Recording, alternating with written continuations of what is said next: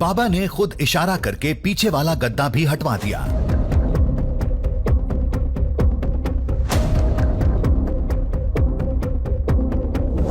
अब सब साफ दिख रहा था। चबूतरा बिल्कुल सामान्य था।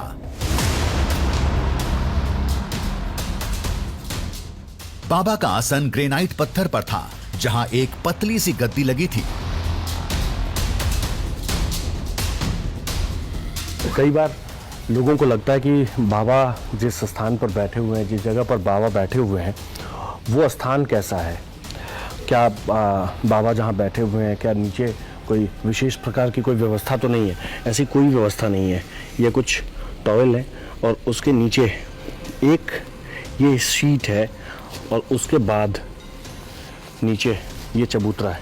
ये वो चबूतरा है जो ईंट और सीमेंट को जोड़कर बनाया गया है और बिल्कुल ये सर्कल है, ऐसे गोल सा राउंड शेप में है और इसकी ऊंचाई तकरीबन 3 फीट के आसपास होगी, 2.5 या 3 फीट के आसपास। और उसके ऊपर बाबा ये एक गोल सा शीट है और उसके ऊपर तौलिया रखकर ऐसे ही बैठे रहते हैं। मतलब ऐसा कुछ नहीं है कि यहाँ कोई बहुत अच्छा गद्दा लगा है या फिर अगर गर्मी का महीना है तो उनके लिए कोई एसी या कूलर ऐसे लगाया गया है, या फिर अगर ठंड का महीना है तो कोई हीटिंग सिस्टम है। ऐसा कुछ भी नहीं है।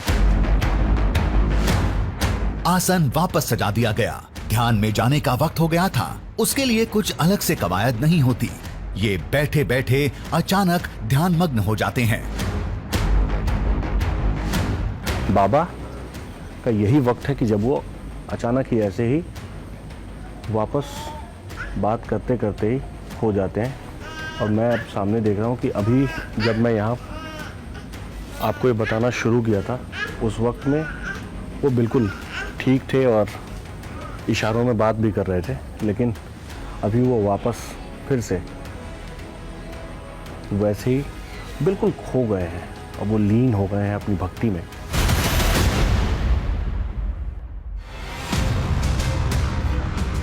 बाबा सत्यनारायण ध्यान में चले गए। सेवादार आराम करने चले गए। भक्तों से दरबार खाली हो गया और इधर हम भी संतुष्ट चेहरे के साथ दिल्ली वापस लौटने की तैयारी करने लगे।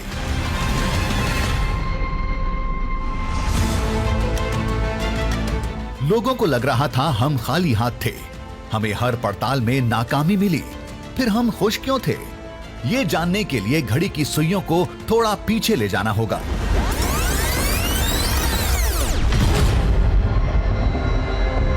उस समय जब तीनों डॉक्टर्स ने चेकअप कर लिया था, मुख्य द्वार अभी नहीं खुला था। सभी भक्त दरबार से बाहर थे और मेडिकल रिपोर्ट सामान्य आने के बाद हम डॉक्टरों से बहस कर रहे थे। तभी बाबा ने हमें करीब बुलाया और एक कागज पर कुछ लिखने लगे।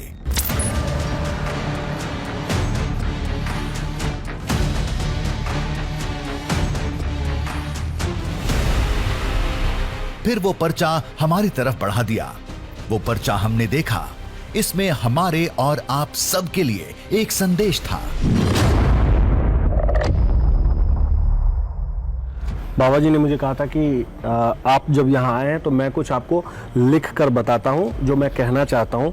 तो उन्होंने लिखा है कि मैं बहुत सामान्य तपस्या कर रहा हूँ, मैं नॉर्मल तपस्या कर रहा हूँ भगवान शिव का। विज्ञान को चुनौती नहीं दे रहा हूँ और कोई चमत्कार का दावा भी मैं नहीं करता।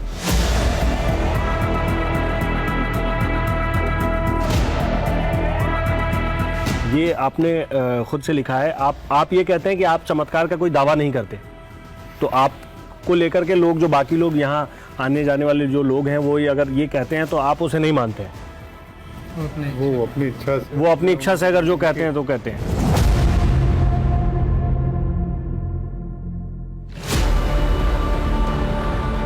यही वजह है कि आश्रम से निकलकर दिल्ली वापस जाते समय हम संतुष्ट थे, क्योंकि जो संदेश हम देना चाहते थे वो खुद बाबा ने लिख कर दे दिया था। मानवता के लिए सबसे कीमती चीज आस्था होती है, जिसके सामने चमत्कार कोई मायने नहीं रखता। रही बात बाबा की तपस्या और बिना अन्न पानी जीने की, तो हठ योग हमारे देश की पुरानी परंपरा रही है, जिसके दम पर ऋषि मुनि बरसों साधना में लीन रहते थे। वो रीति आज भी जारी है।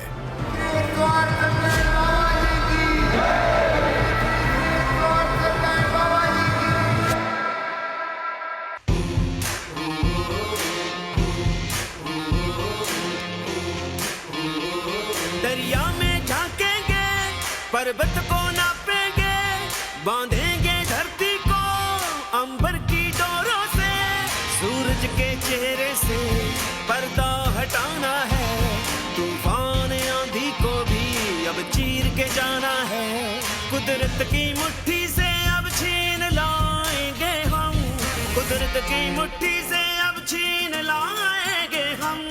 दृश्यम दृश्यम दृश्यम दृश्यम दृश्यम दृश्यम